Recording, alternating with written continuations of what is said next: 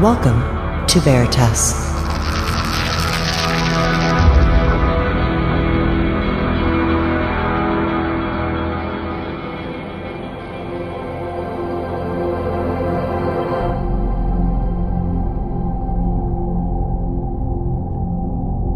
Greetings to everyone around the world, and a warm welcome to another edition of Veritas at veritasradio.com. I'm your host, Mel Fabregas, and I sincerely thank you for joining me once again.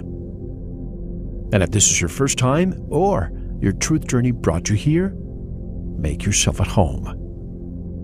And to listen to tonight's full interview and every single show we have done since 2008, just go to our website and click on subscribe. You'll get your login immediately. And if you want to give your life an upgrade, do the same by going to sanitasradio.com and sample what we have to offer.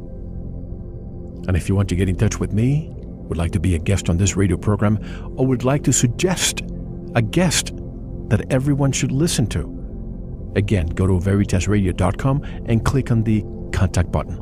I'd love to hear from you. And tonight we have a veteran of this radio program. He has been absent for a few years now. Was it a self-imposed retreat seeking a more hermetic lifestyle while continuing to uncover the secrets being kept secret from all of us? I don't know, but I'm sure he'll tell us. He's known to many of you.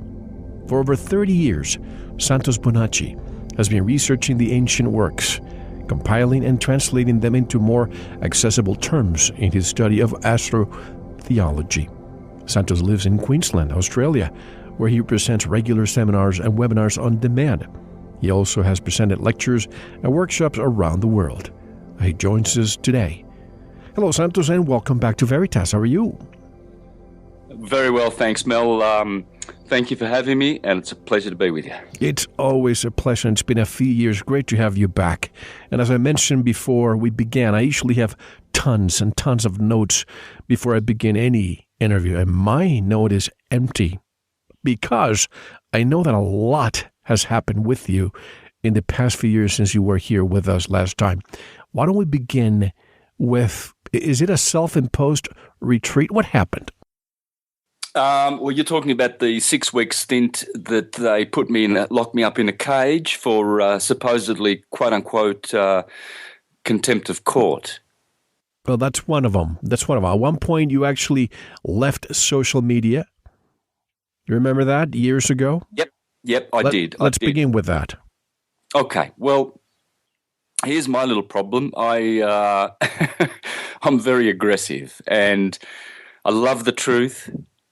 And when I discover the truth, I want to let the world know about it. And as you have seen, and so, yep. Seeing the response to such truth when it is well researched and well presented, and seeing the negative response to it in certain cases, just fires me up. And so when I'm on social media, I do get aggressive, and I don't like it. The aftermath of dealing with shills and all of these types is not pleasant. I'll lash out and then suffer afterwards. Well, it comes with the territory. You know that. Yeah, it does.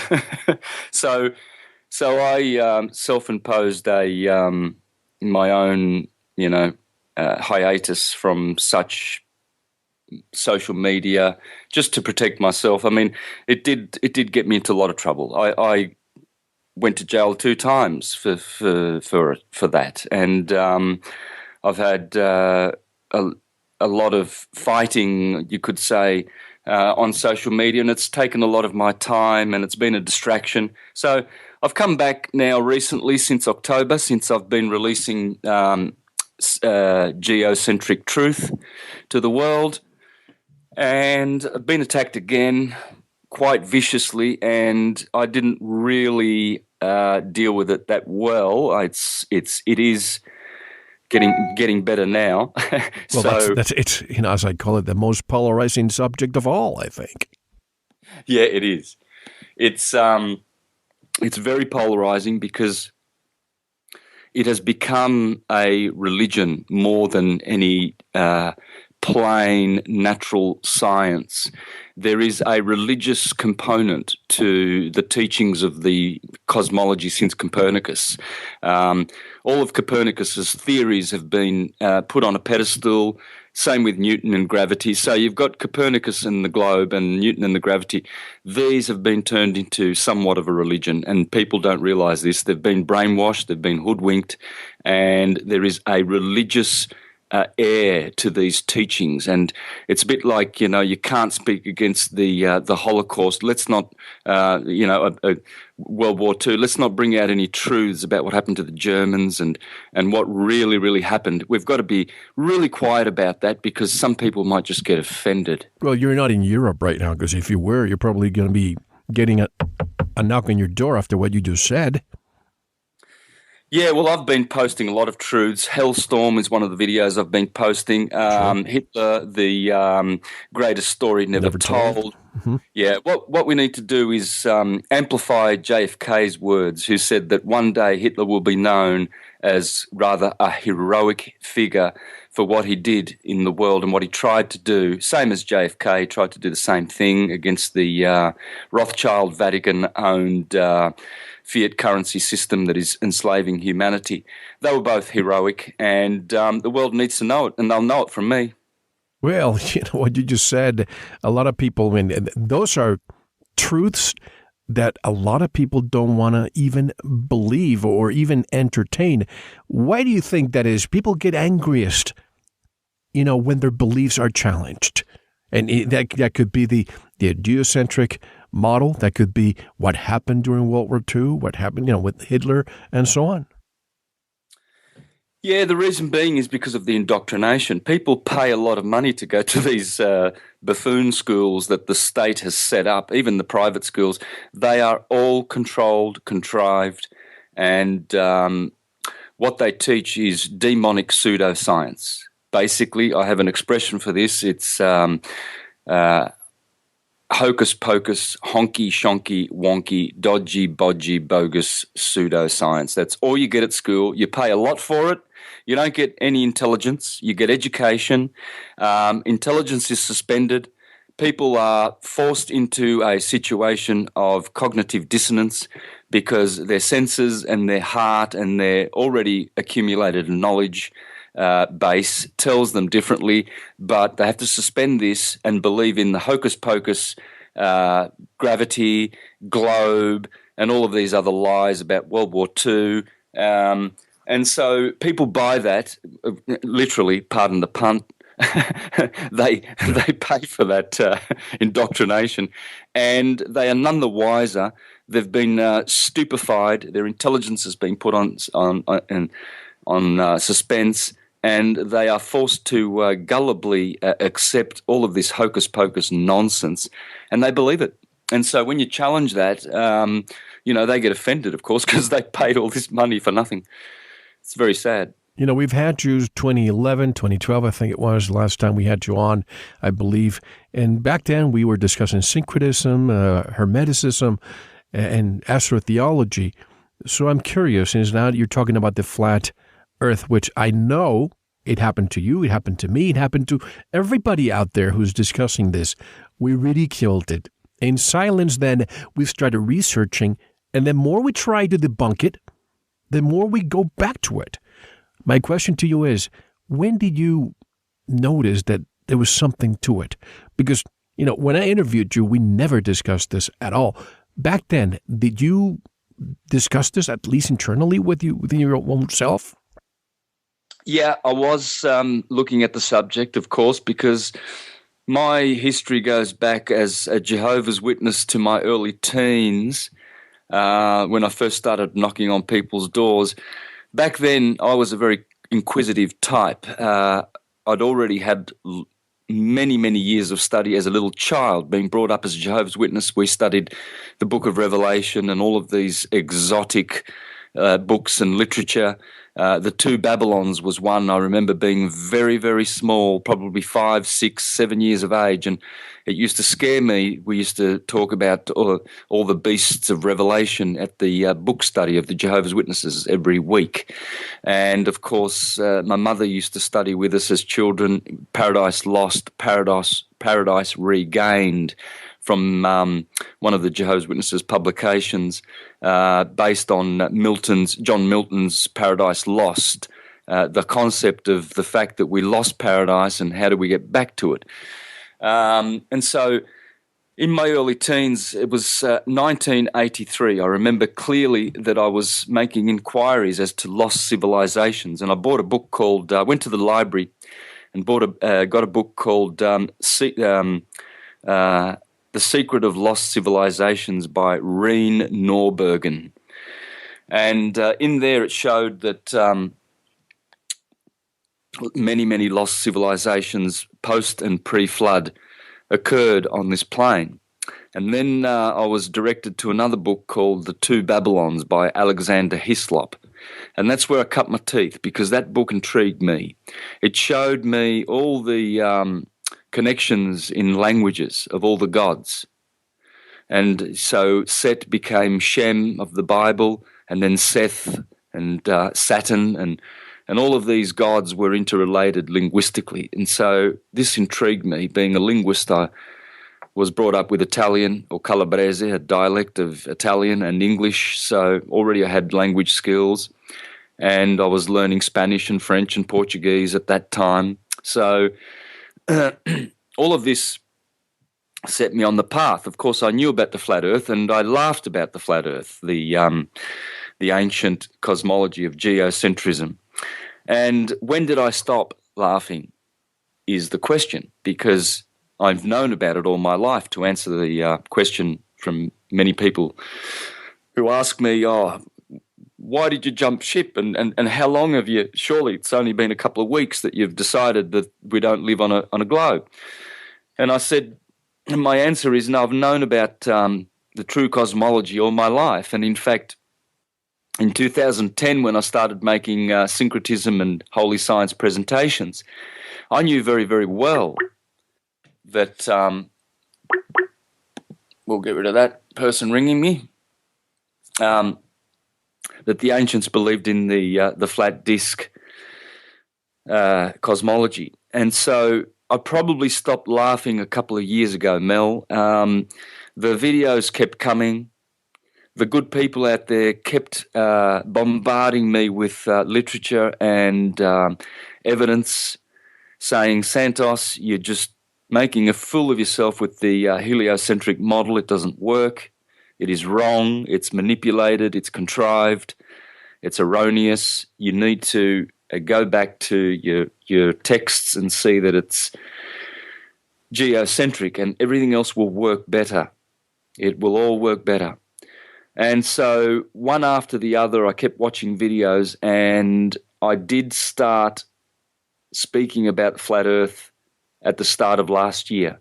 And a lot of people did not pay attention because I did it subtly so as not to, I guess, to shock them. And then in June... Was it because such a preponderance of people were now discussing it and you felt safe to come out? Yeah, well, I had to research it properly because I had to merge this with all the material that I had published on syncretism, the sine wave, astrology and everything. So I wanted to know as much as possible correctly before I was able to draw graphs and show people how I normally do, how to transition from one model to the other. And as I realized that it was easier than I thought, it was just so easy. In fact, I have to do nothing. There's nothing I need to do except to remind people that when they watch my presentations, and clearly I base it on the heliocentric model, all you have to do is just remove the Earth from that model, basically, and change your perspective. And that perspective is, see, the Earth does not really figure into my presentations as much as people think it does. It matters not whether the Earth is flat, circular, globular, or whatever, because everything I've done, luckily, very, very fortunately, is based on the ecliptic, the sine wave or the path of the sun and what the sun does. And the planets are doing something similar to the sun, so they just get carried along with that. But all you need to do is focus on the sine wave.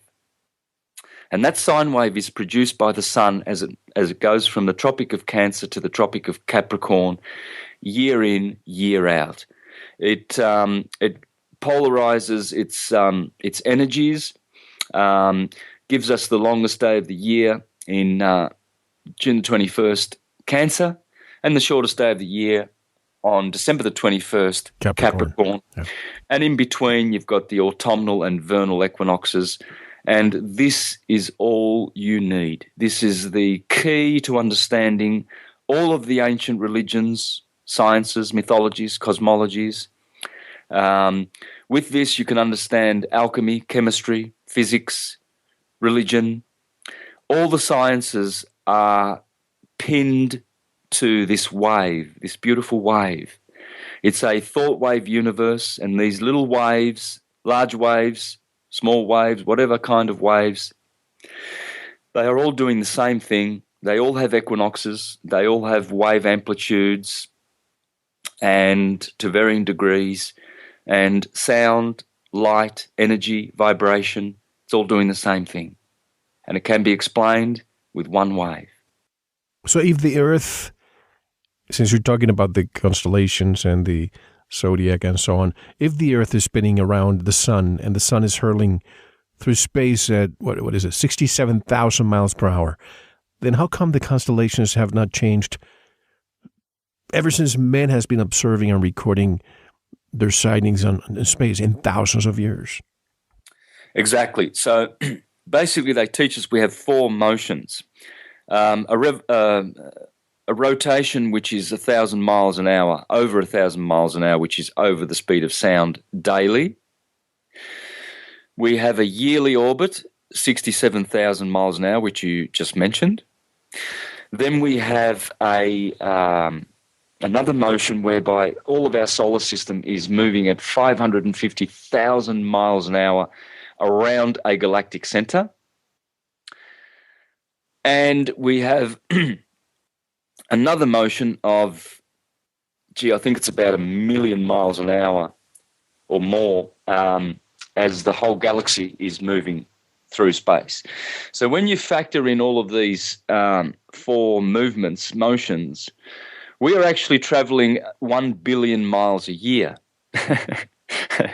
So with 1 billion miles every year, now I've done 52 billion miles in my life because I'm 52 years old, and I have not seen a change whatsoever in any of the constellations in all of my life. Not even 1 minute or 1 second of degree of arc of parallax have I witnessed in any of the constellations. So Taurus is still the same, and yet they tell you that Betelgeuse is billions of light years further than Aldebaran, the eye of the bull, and Betelgeuse in Orion is the differential of distance there. By the way, I'm losing your voice. I'm not sure if you have any apps open or we're just losing bandwidth. Okay, let's have a look. I can close a few things if that's going to help. Yep. Please. Yeah, well, okay. I'm about as closed up as I can now, so Let's see how that goes. All right. And so it's funny that we always see the same stars in the sky. We don't see any change in the stars as we travel billions and billions of miles. Well, what this indicates, Mel, is that we are not moving. As they say, we live on terra firma, and above us is a firmament. So we've got all this firm stuff going on around us, a firmament above and terra firma below. And so what this shows clearly, just this one example, that whatever is above us, a firmament, a vault, a dome, whatever kind of structure that holds those stars and all of the visible planets are moving and not we. Clearly, this is one evidence that will appeal to the ones who still have their thinking faculties activated and alive and well, and who have not suspended them, and who know how to think things through. All they need to do is think about these four motions: the supposed rotation, the supposed orbit, the supposed flinging from a galactic center at 550 million miles an hour. All of these, when you put all of these together, we should be seeing different stars every minute of the day, and yet we don't. The dome or the vault of starry heavens above us is always the same. No parallax, no apparent motion, star against star. They are always in the same relative positions, no relative motion, no apparent motion. And so this clearly indicates to the good-hearted and very intelligent ones out there that we are not moving on the earth, and that the starry vault above us is in fact moving.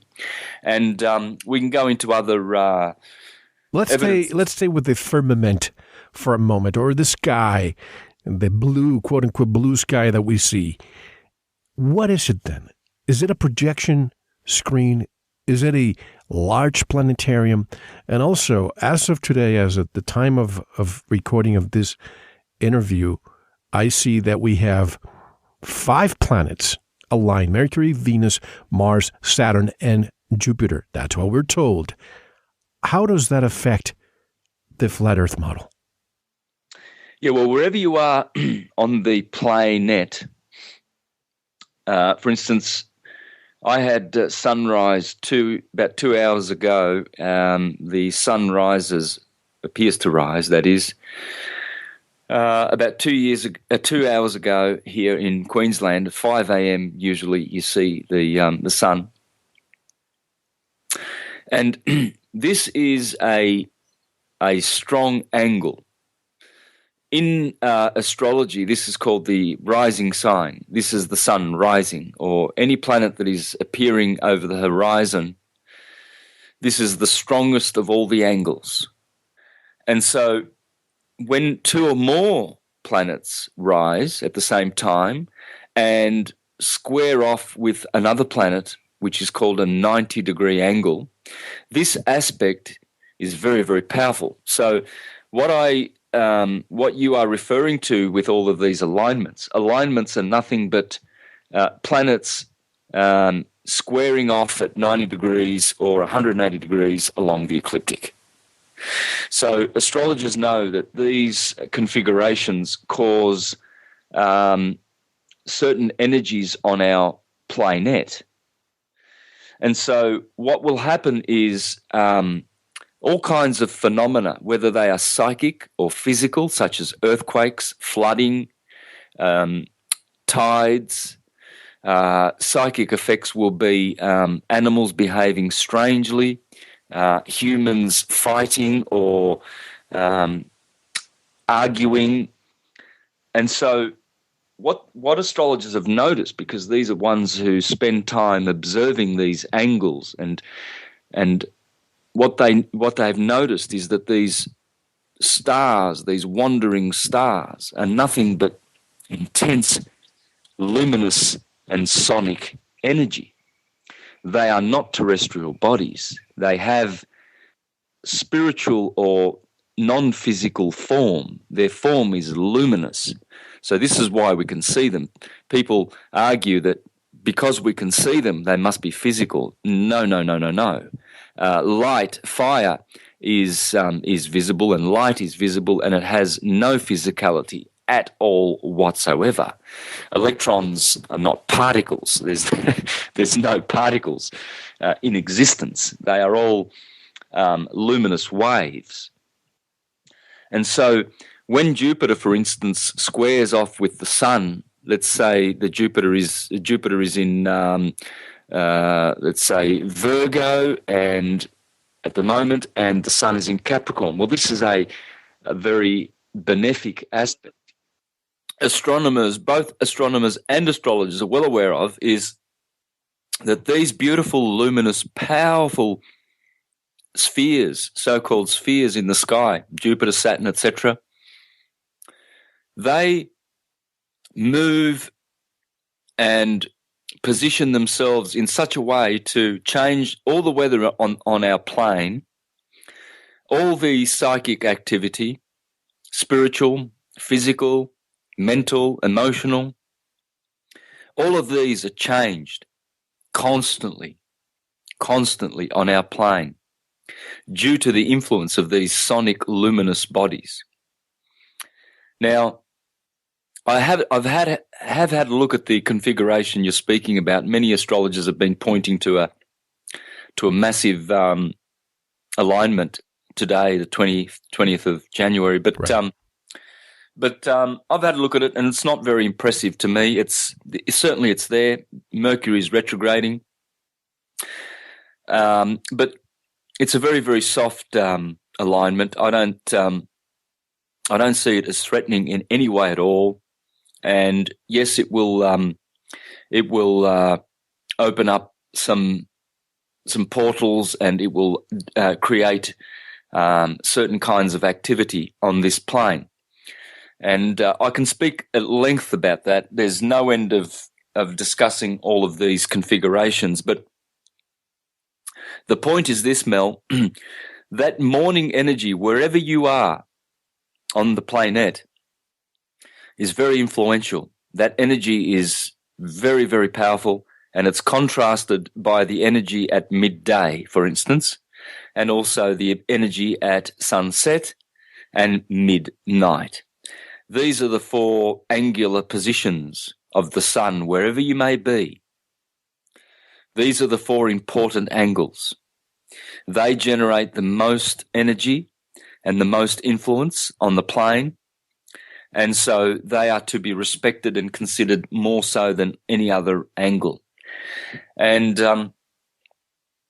so when there are aspects based on these angles, certain things occur on the planet. And they are, first of all, we must understand that they are not rocks flying in space.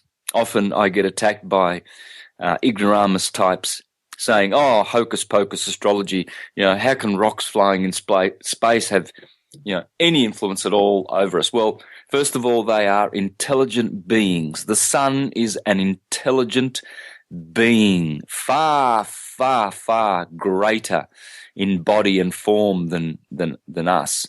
And the name of the sun in many languages, or let's give the Sanskrit name, shall we? Vivasvan or Surya. Surya is one of the names of the sun. And of course, Krishna in Bhagavad Gita instructs the sun in all that it should do. And so the sun is a being that has been instructed by the primal creator, Krishna. And it knows its course. In Psalm 19 verse 3, the Bible says that the sun, that God the creator has made a tent, a canopy, a tabernacle for the sun, and it has set its path and trajectory so that it shall not waver, nor shall it totter. And the sun knows its course. It is like a bridegroom coming out of its chamber. You see, these are things that we will not learn in our paid-for universities, that the sun is like a glass reflector, and it is in a chamber. It is surrounded by its own chamber, a luminous chamber which we do not know much about. And so this is why we can get rainbows and sundogs and reflections of the sun, because it's not just a hydrogen, helium, nucleic kind of an explosive bomb, as they describe to us. It's a reflective body, and it reflects light from a magnetic center from the North Pole, what we call the North Pole. There is a mountain there which gyroscopically controls the sun as it turns over our head. And you can clearly see that the sun is actually turning and arcing over our heads, something which we would not be able to see on a ball. We wouldn't see this beautiful curvature of the sun as it curves and arcs through the sky as it turns daily above our heads. So these are intelligent beings, Mel. What's the correlation between, let's say within the flat Earth model for a moment here, do you think the sun, I mean, we are told now that it's about 3,000 miles away, same size as the moon. Does it reside within the firmament or beyond the dome, if you will? Within. The sun belongs to what's called the luminous heaven, and it's the middle heaven of all the heavens. There are 7 heavens. And so immediately above us is the airy heaven, where the atmosphere is contained and all the air. Above that is called the cloudy heaven, and then above that is the etheric heaven, where thunder occurs. And then the 4th heaven is the luminous heaven. And in that heaven are 7 luminous bodies called the planets, the planets. And so they're not terrestrial. None of them. Astronauts cannot go there with space suits and I'd like to explore this later. The astronauts and propulsion happening in a vacuum. Well, we'll talk about that later. Yeah, it's very funny. They've shot themselves in the foot many, many times with erroneous models of the 60s. Where now we've grown up really, and technology has. This is why they can't, go back to the moon since '72. Why? Because every day technology is being invented and implemented, which proves and shows clearly to thinking people that the propulsion technology that they used back then is just erroneous and it's absolutely a fraud. And so, they can't show that they're going to these non-terrestrial bodies because they know they can't, and so they tried to trick humanity back then, but now they're being caught out because they've been exposed. It's like, there's enough evidence that Santa Claus doesn't exist, isn't there? Just sheer intelligence. And so it's best that they don't talk about it or bring it up, because the more they do, the more they look funny. And so in this luminous heaven, there are 7 luminous demigods, and Vivasvan is the sun. In the Christian scriptures, this one's called Jesus, the sun god. Now, I've presented enough about this in my presentations and annoyed and tormented many literalist Christians who want a mundane Jesus, man God on the earth, someone who literally lived. Well, nowhere in my work do I discount, an ascended, illuminated Jesus type man who may have been a quote-unquote savior, but definitely 100% you will not find that Jesus in the Bible. And the Jesus of the Bible is the Son. It is the Son. It always will be. It never was anything else. It never will be anything else. The Son is an intelligent archangel, Michael. And intelligently, it gives us food and life. And it animates and feeds our soul and spirit. It is the life giver. It is Jesus Christ, the Savior, the risen Savior. And it rises every day to bless us with beautiful nutrients and light, and to give us wonderful experiences of music and joy and bliss. And this is Jesus. It is not the only archetype of Jesus. You see, Jesus says, if you have seen me, you have seen the Father, because it is the Father who has placed the Son in the heavens that must be worshipped. This is the root cause of all causes. And this being is also intelligent. The Neoplatonists of the Western school, they have described this being as beyond mind. And they call this God, prime creator, they call this one, the beautiful, and the good.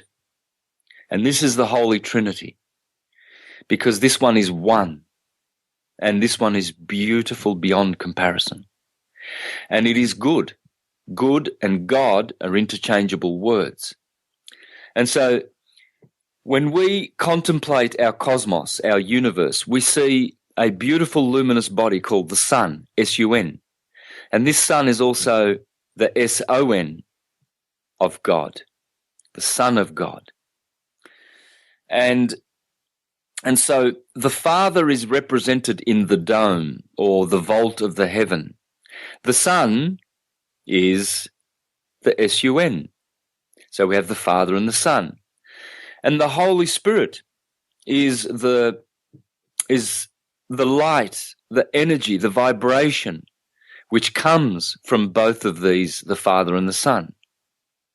And the Holy Spirit is the sound, the word of God that was God and was with God, of John 1:1.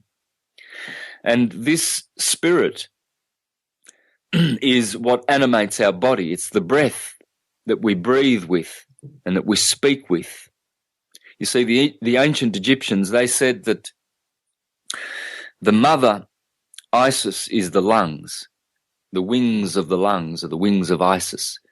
And the larynx is Osiris, her consort.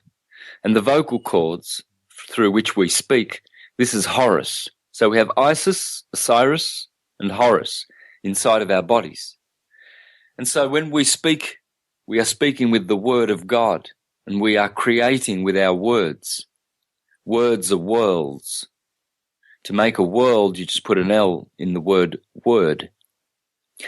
And so when the scriptures say that the word made the world was made by the word, the logos, the astrologos, astrology, then we begin to see that the word or sound is produced by these beautiful luminous objects which are existing in the luminous heavens.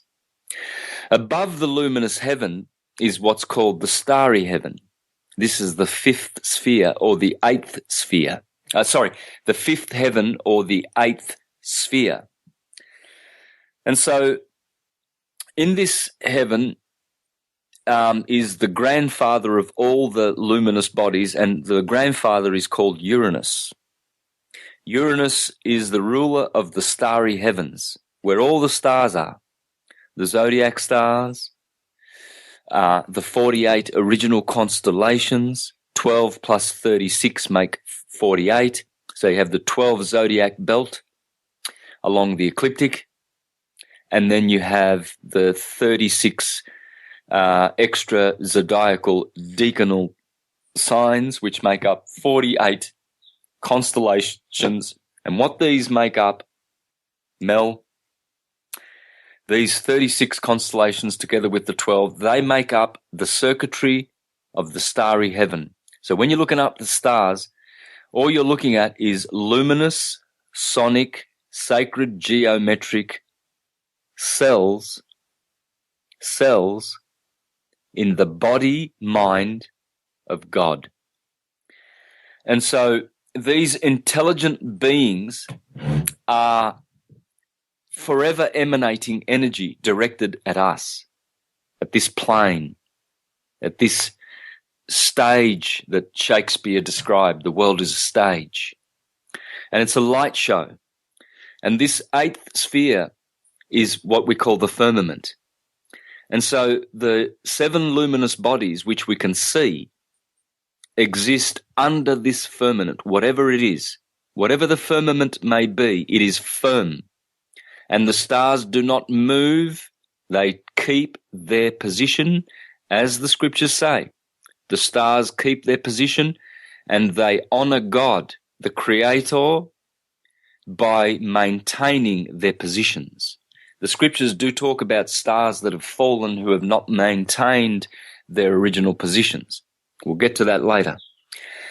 But above this firmament is the crystalline sea. This is the 9th sphere and the 6th heaven. It's called the crystalline heaven.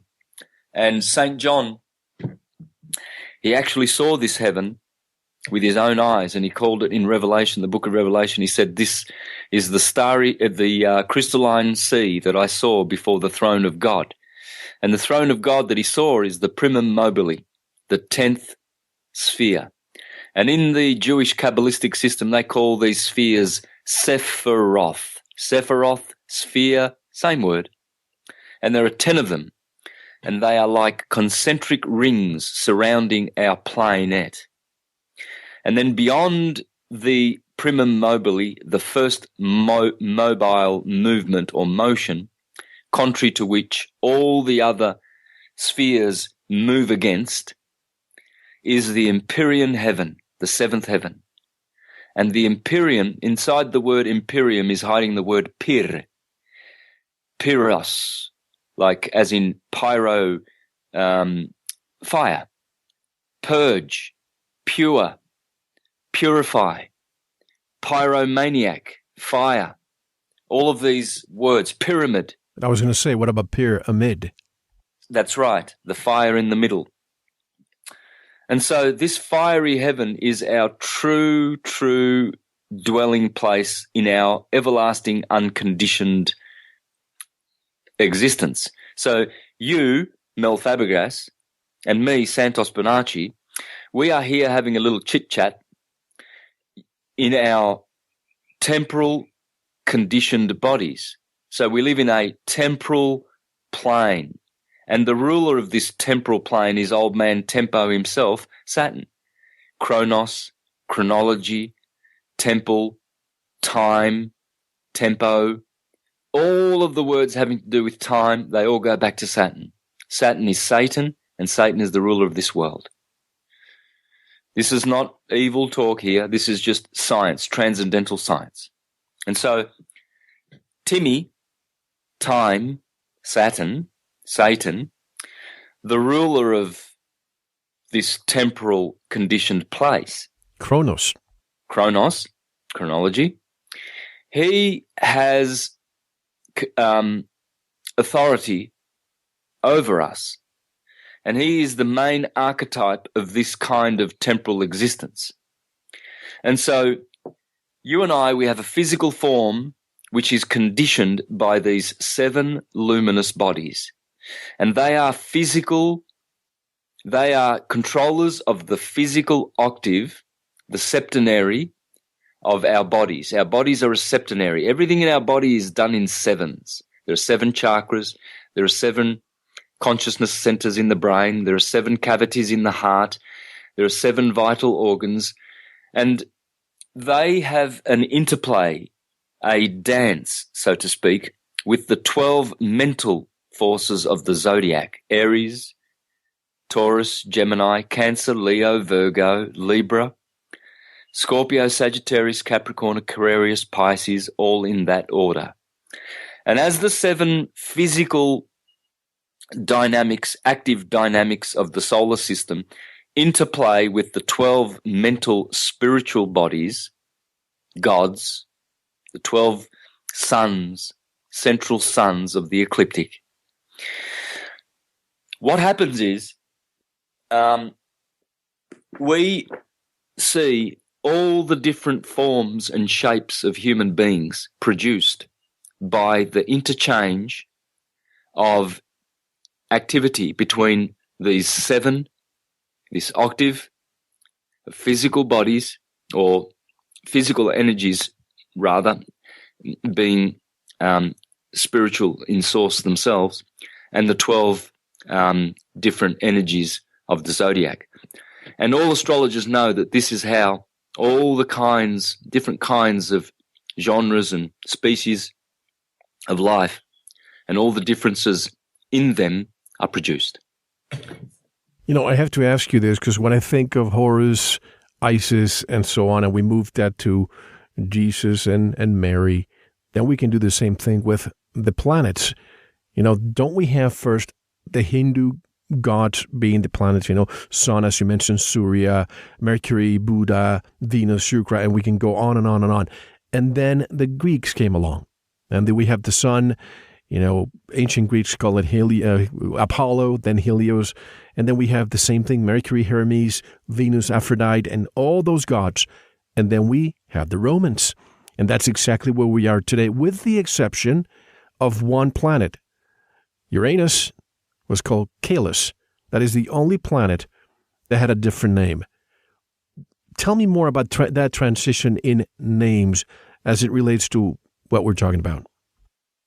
Yes, well, the thing with these changes in names is that nothing changes toward the archetype. The archetypes are always there. They can never and never will be removed. This world, this physical world, is produced by this interplay of the 7 and the 12. The 7 Olympian gods and the 12 titans, and they are always fighting against each other, and their wheels are turning, their spheres are turning against each other, and grinding and abrasion is occurring, and all of this friction is producing marvelous physical and spiritual forms everywhere you go, where these mechanisms are working. This kind of a spiritual astrolabe, if you wish, if you like. And so the Greeks call this one Kronos, the Latins call this one Saturn, but the names, although they have changed, they are still carrying the same meaning. And the archetype is preserved, the energy of the archetype and the meaning of the archetype. And so when I say that Jesus is the Son, this is not blasphemous. You see, I would be stoned to death if I said this in a Baptist assembly or a Jehovah's Witness assembly. They would excommunicate me promptly. But see, they have been compartmentalized and they have been educated to understand Jesus in a certain way. Their minds are materialist. They still haven't spiritualized their minds. So the model that is taught to them must be mundane because they cannot grasp the truth.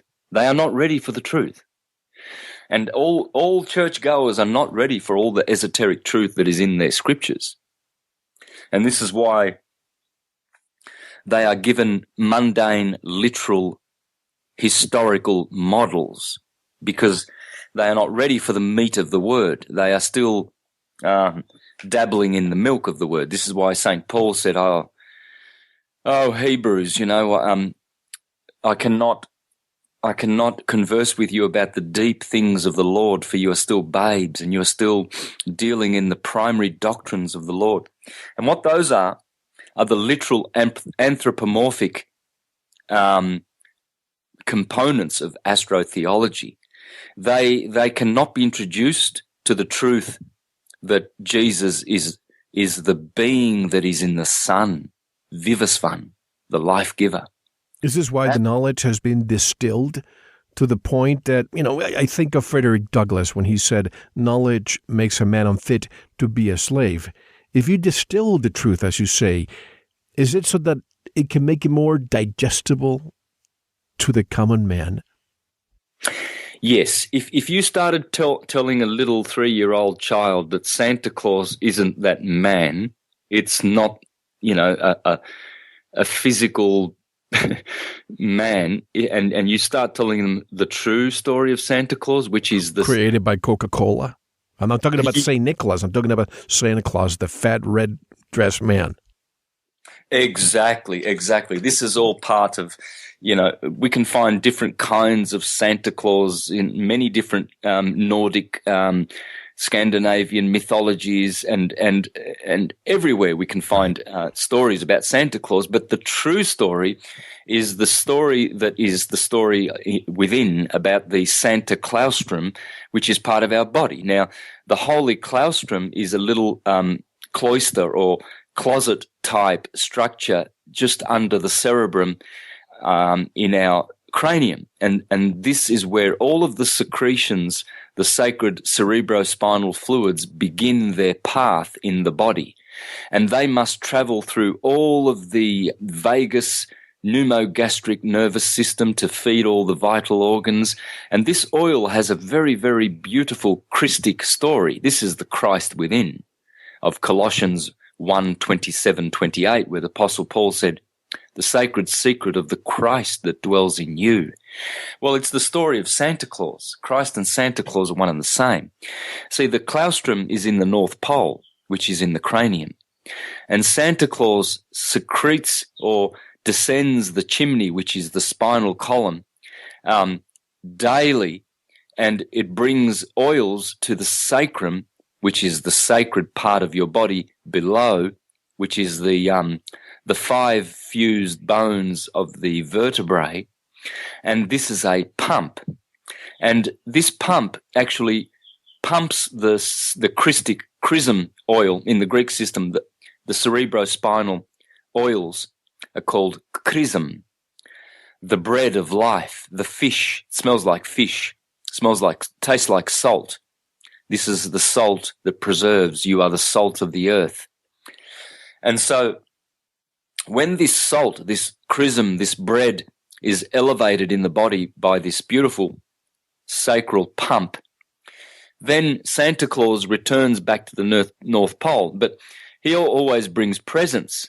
And see, the Christmas tree is just your body. It's the 33 bones of the vertebrae, and the beautiful story of how when you ascend this beautiful chrism back to the cranium, your Christmas tree now gets lit up. And so if you're going to start talking to an 8-year-old or a 7-year-old child about this story, you're going to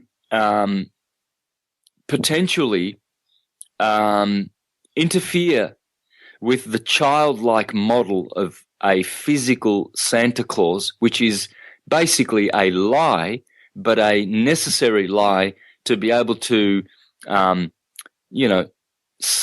soften the blow of these magnificent truths, so that when children are taught the false model of the literal Santa Claus and how he descends chimneys and brings presents and pops them under the Christmas tree, now the children have a crystallized story, and this will always go with them for the rest of their life. And then, of course, at the age of 12, we are supposed to introduce the true story of Santa Claus and to expand their consciousness. And this expansion is what brings them into maturity and helps them to grow. So they go from the hylic level of literalism and they are introduced to the allegoric level. And in the Jewish system, there are 4 levels. And the 4 levels correspond to the word paradise. There are 4 consonants in the word paradise: P, R, D, S. And so the first level taught to children in the Jewish system is Pradesh. And then they learn, that's the letter P. And then they learn Remez. And then they learned Drash, Midrash, which is allegory. And then they go to the final level, which you learn at the age of 40, and this is called Sud, Sod, S-U-D, S-O-D. And this is the mystical level. And so the child grows from Santa Claus the literal to Santa Claus the literary. And so what happens then is the eyes of the individual are opened and they begin to see not the exoteric literal truth, they begin to see the literary esoteric truth, and they are initiated in the true mystical science. And this is what the mystery schools are protecting. They are protecting this true doctrine, the literary. And so what happens then is that individuals begin to see that their churches are stepping stones. Like a tunnel. You don't go into a tunnel to stay inside the tunnel. You go in so that you can get out. And so churches are like tunnels. You enter them and you leave them. When you enter them, you learn all the literal doctrines. And so you learn the stories and you are indoctrinated. Then when you open your eyes... Yeah, you leave the church, but your mind, they want your mind to stay there and not get outside of their proverbial box, if you know what I mean. Well, some minds are not able to, through sheer lack of force, are not able to leave those churches. And they remain there trapped. And what happens is, until such time as they grow the force of their mind and their intelligence and exercise their intelligence and grow their mind power, they will not leave those churches, and they will be forced to reincarnate back and back. This is why churches are so eager to keep people in their churches. They want to, at all costs, keep them there. Oh, we are the Jehovah's Witnesses. Only we have the truth. The Baptists serve Satan, the devil, and will go off into everlasting perdition. It's true, they will. and the Mormons, the morons, and the Seventh-day Adventists, and all of them, they will all return back to church land to be indoctrinated again and again if they remain in those churches. Best thing they can ever do is leave the churches, but not in bitterness. Not, as some people do, oh, I used to be a churchgoer, now I'm a proud atheist. Well, that's, jumping out of the frying pan into the fire. If you're going to leave the churches, you must leave with many, many, many, many treasures. I bless the Jehovah's Witnesses, and I thank them from the bottom of my heart for all the stories and indoctrinations that they gave me, because I applied my own intelligence, and now I have more than what they ever gave me. I have billions and billions and trillions of times more than what they ever gave me. And I thank them for what they gave me, because what they gave me was true. When I look at Christianity, Santos, and I see that let go your ego is one of their foundations, but then I see there are 33,000 plus Christian denominations. What does that tell you? 33,000 denominations of people whose ego tells them, not only is my God better than the Jewish God or the Islamic God, but within its own Christianity, they have to step outside their own and create 33,000 plus sects to say, my God is better than yours. That's true. I mean, it's quite easy to show clearly that they're all wrong, and yet they're all right in the sense that the function that they are performing, it's like, can a butterfly complain that it was once trapped in a cocoon? I don't think so. If the butterfly could rationalize its experience of metamorphosis into a butterfly from grub, it would be thankful of the time that it spent in that cocoon, because it was necessary. And so, yes, they are all wrong, because the model that they are using is erroneous from our perspective, because we are enlightened. And so from our perspective, what they're teaching is all wrong. But you see, how you can show that they are all wrong is by using their own words. All you have to do is just go to the pastor of the Baptist church and ask him the question, are the Seventh-day Adventists and all the other churches outside of your church erroneous and going to hell? And he will tell you yes. Then all you've got to do is go over the road to the Seventh-day Adventist church and ask him, the pastor, whether the pastor of the Baptists over the road is wrong and going to hell and erroneous and deceiving the rest of mankind. And he will say yes. So it's easy. Just two questions and you've covered all the churches. They're all wrong. Just ask them. All you have to do is go to them and ask them whether they are all wrong, and they will tell you honestly and frankly that they are all worshippers of Satan and not Christians at all and going to hell. And so that sorts out the churches. So wise is the one who comes out of those churches with a chest full of treasure, denarii. You see, this is why Jesus says the king, he had 3 slaves, and he gave one denarii and the other one 2 and the other one 5. And he said, look after these and I'm going off, and in a year's time I'll be back. And so 2 of them, the evil slaves, they buried their denarii, and they thought, oh God, this exacting master, he's going to come back and he'll want that money. He'll want it for sure. I can't go spending that. No. I'll just be lazy and put it away, and then when he comes back, he can have his money back. But the smart one who had 5, he went and invested it with the banks, and so now he's got 10. And so the Lord returns and he calls his slaves one by one, where's my money? And the first one says, well, here, I buried it, and, you can have it back. And Jesus says, well, didn't you put it to work? Didn't you? And so basically this is showing that we all have all the principles of the universe embedded in our soul. We are we are blessed with love. And let me stop you right there, because we have to separate both parts. When we come back, we're going to discuss so much more. But in case people are wondering, we had that little discussion about Santa Claus. In case people wonder, where does it actually come from? The actual Santa Claus that we see today, it was Coca-Cola in 1930 or 31.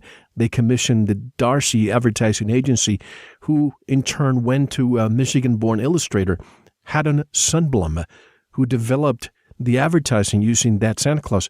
And his inspiration came from Clement Clarke Moore's 1822 poem, A Visit from St. Nicholas. And that's exactly the Santa Claus we see today. So if you try to go back before 1930, you'll never be able to find Santa Claus. So, in the future, when you have to tell your kids a true story, well, give them the complete story. And also, I want to discuss when we come back, this is something that even people who believe that we went to the moon cannot explain. Propulsion. How in the world do you have propulsion in a vacuum? If you and I are swimming, we're actually swimming against the water, H2O, or even, planes, they have to have air which behaves like water in a way. But if it's in a vacuum, there's no way you can move by pushing. You need a force to push against. Also, those people who have continued to write to me all the time saying, Mel, please stop saying that we didn't go to the moon. Well, then, prove it to me.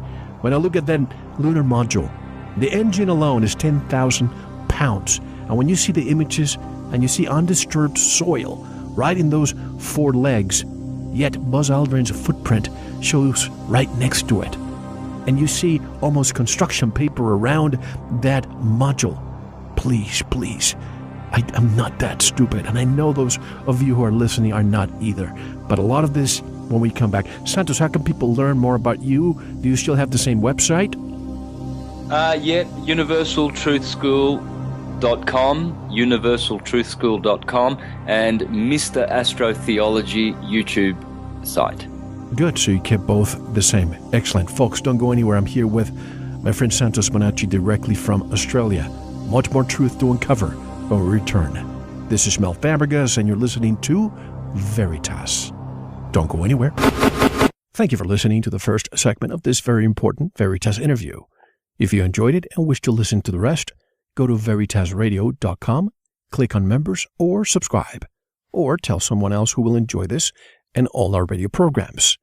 If you are listening on YouTube, like, subscribe, and share it. Don't forget to visit the Veritas store, where you can purchase pure organic sulfur, earthing and grounding products, supplements, a USB drive with all our shows, gift certificates, rebounders, fulvic acid, full body vibration machines, and much more. Now, we'll take a short intermission, listen to some music, and I'll see you in the Veritas member section. Enjoy.